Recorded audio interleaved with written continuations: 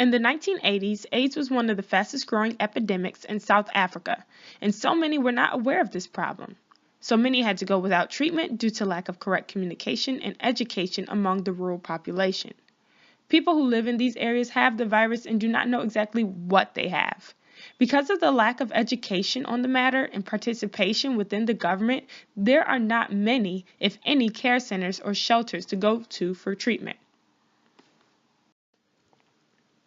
The mantra, as some would say from Nkosi's speeches, "We are all the same," speaks to a recurring theme within the lives of us all in South Africa.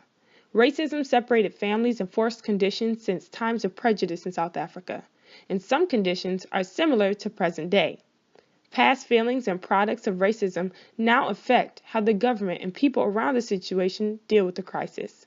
It should be good enough to provide these people with help because they are a human being just like anyone else.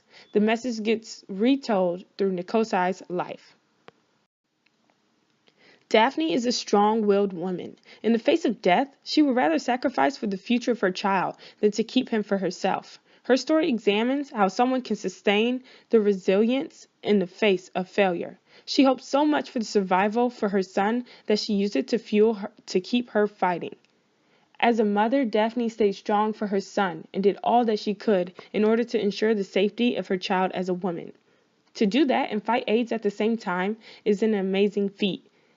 Daphne is truly an inspirational woman.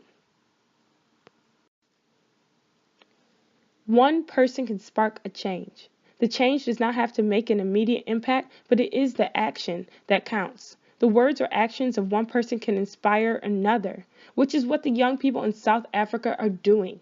The efforts of Nkosi and myself are the types of progressive movements that we are doing to raise awareness of different issues. This helps to bridge the gap between the people and the politicians.